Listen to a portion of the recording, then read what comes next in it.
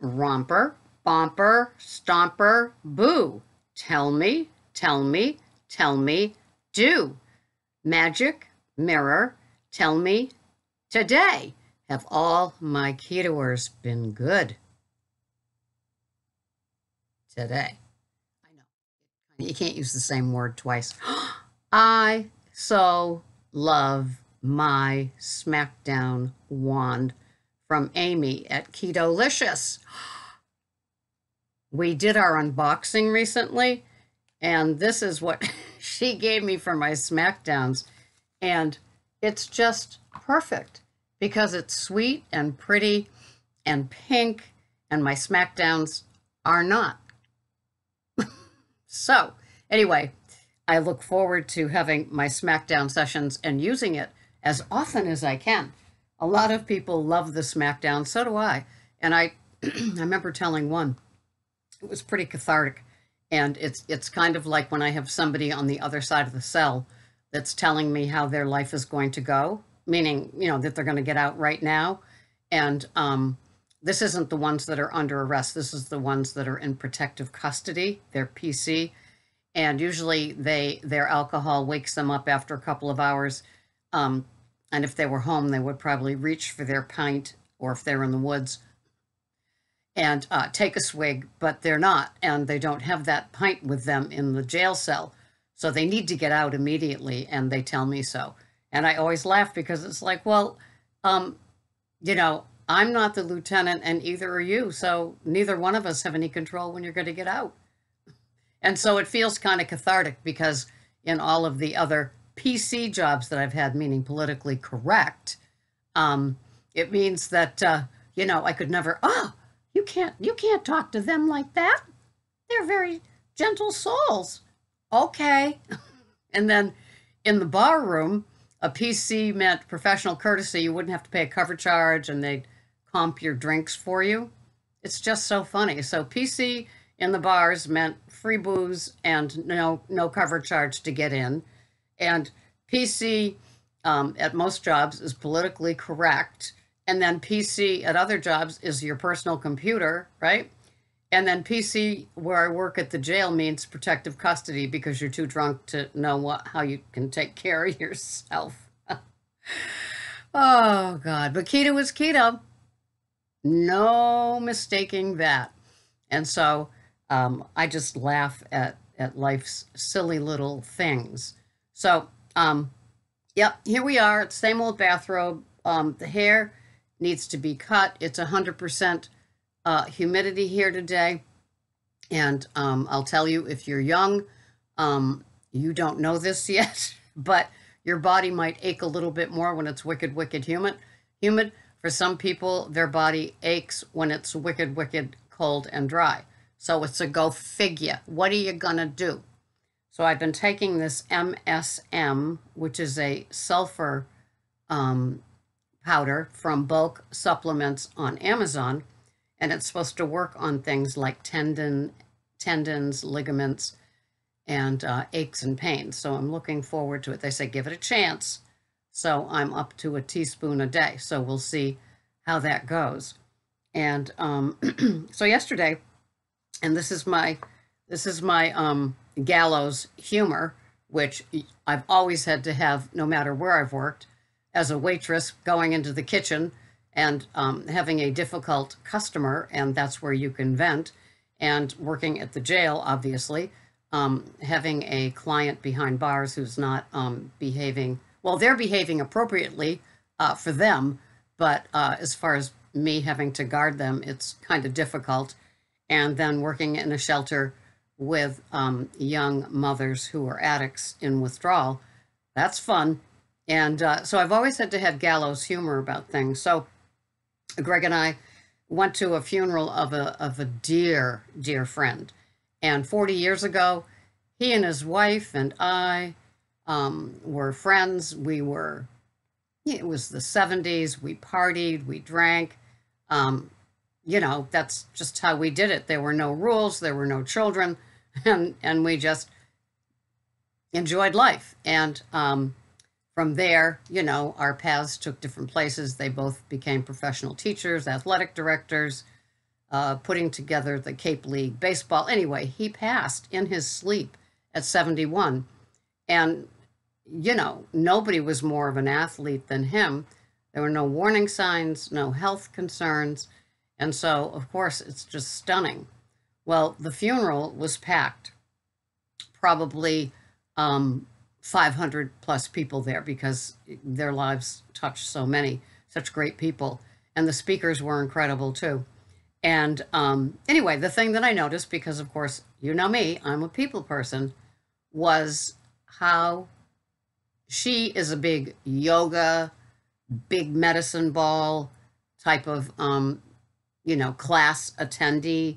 And he, of course, was a consummate jock with baseball and football and I think tennis and running. And anyway, very, very, very active people, even now in their in his early 70s, her late 60s. And their friends, the people there, were all so well preserved and trim. Just I hadn't seen most of them for probably 30 years at least. And they've all weathered the storm well. And it was just one of those places because we don't often see, or I don't often see that because I see the standard American diet entrance more in my everyday life. And these people clearly I'm not seeing behind cells, and I'm not seeing, in places having the standard American diet. They clearly all have taken care of themselves. So it's just an observation. And I don't know. I love watching people and seeing people that have taken care of themselves, and other people that get the memo, start taking better care of themselves to get off meds and things like that. And no, keto isn't the be all end all. Not for everybody. Some people have done just fine with, eating in moderation. I, as a food addict, have no idea what that means, and and making the food choices that, I've learned in the last decade. I mean, I ate healthy, and I used to go to the health food store, and buy like unpasteurized milk for me and the kids. I nursed my kids. I was eating some organic things back then.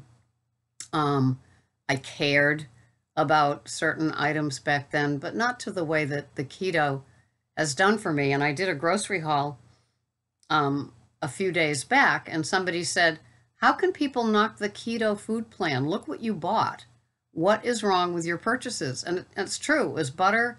It was tubs of organic lettuce leaves and spinach leaves and organic grass-fed meats. What else was there? Oh, there was asparagus and yeah, I have enough oil. I won't be buying any oils for a while, meaning macadamia nut, avocado nut, avocado, and Evu. I've got plenty of those now, so I'm all set with that. But yeah, it's like, the food choices that I eat today are the healthiest ones I've ever made. And I guess the keto thing goes at the top of it, and below is what I eat. My hygienist, I had my teeth cleaned yesterday before the funeral, and she was remarking how well I take care of my teeth. And yes, I have more silver in my mouth than I wear on my arm because I was a candy addict. And but the last 10, 15 years, I've really cleaned it up. And she was saying, I take pretty good care of my teeth. What is it that I do? And then she was talking about something. And she said she's gained weight. Oh, her husband gave her a $50 gift card to the bakery.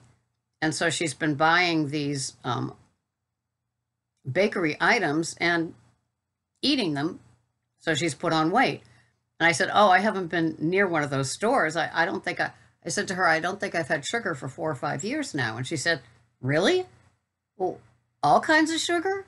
And I said, yeah, all kinds of sugar. And I said, grains too. And she said, so no oatmeal, no bread, nothing? And I said, nope, nothing.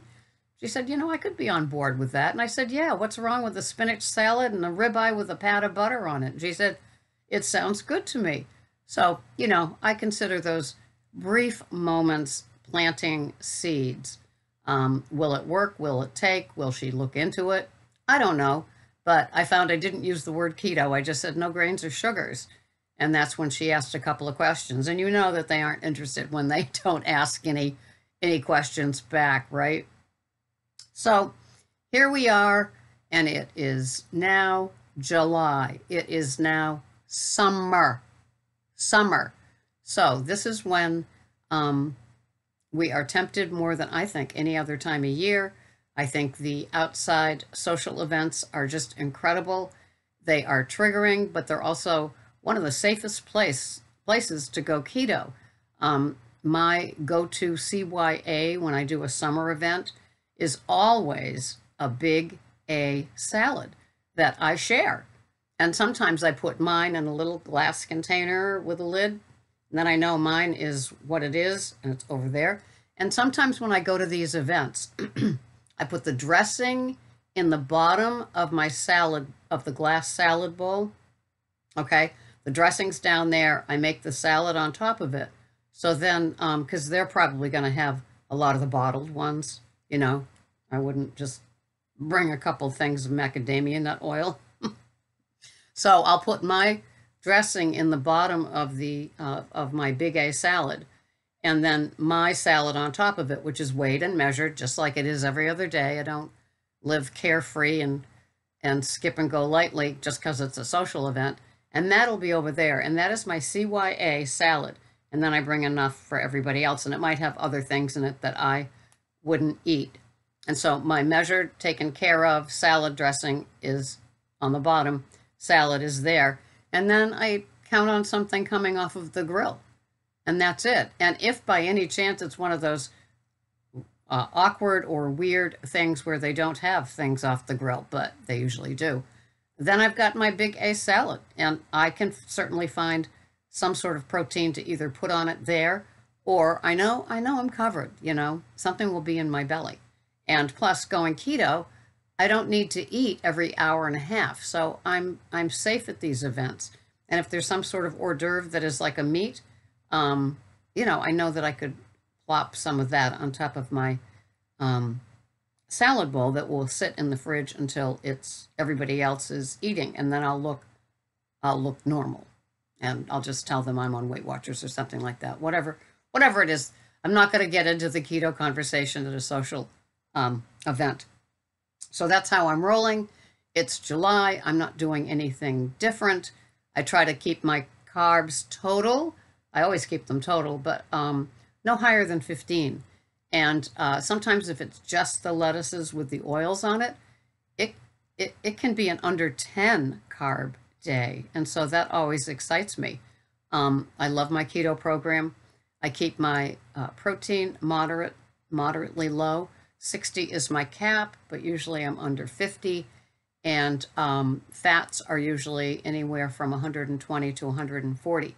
It just works for me. With humidity, I've gained a couple of pounds, but it's not bothering me because I know it's humidity. I'm 67 and I have the with humidity gain. I've had it for decades, and so that's just how it goes. I haven't changed anything. I don't drink more liquids in the summer. I drink more salt in the liquids. I have the Celtic crystals that I put on my tongue, followed by a good couple healthy doses of mineral water or my triple filtered lemon water. I put pink Himalayan salt. I have a little funnel. Sometimes I put it in my mineral sparkling waters. I always put it in my regular waters. It all just works. I put it in my coffee as well. I put it in my coffee mixture. So when the coffee drips into it, then I put it into the NutriBullet. So that's got salt in it too. So that's how I keep my electrolytes up in the hot and humid months. But I don't drink more liquids because then you're just peeing out expensive nutrients and vitamins. So that's how I'm rolling here today. So it's July. We need to take care of ourselves because we're worth it, right? And keto under 20 just works. It just, the simpler I keep it, the happier and more content I am, rather than that frantic, I've got to find something that works. And I don't play. I don't play cheat days. I don't play cheat meals. I don't play refeeds or whatever any of those things are. I don't do anything trendy. I just eat my one meal a day, one time a day, and it just works for me. And when my raspberry bush starts generating some raspberries, it's me against the birds, and I might have a few of those. Otherwise, I'm not having any fruit. So that's my wrap up for the day. I hope you have a wonderful day. Thank you so much for watching. Keto coaching one-on-one with emails or phone calls, or a combo of both package, can be found at ketocoachingsarah.com. ketocoachingsarah.com. Thank you so much, and I will see you the next time. Stay out of trouble. Romper Stomper, you don't want to smack down. Bye-bye for now.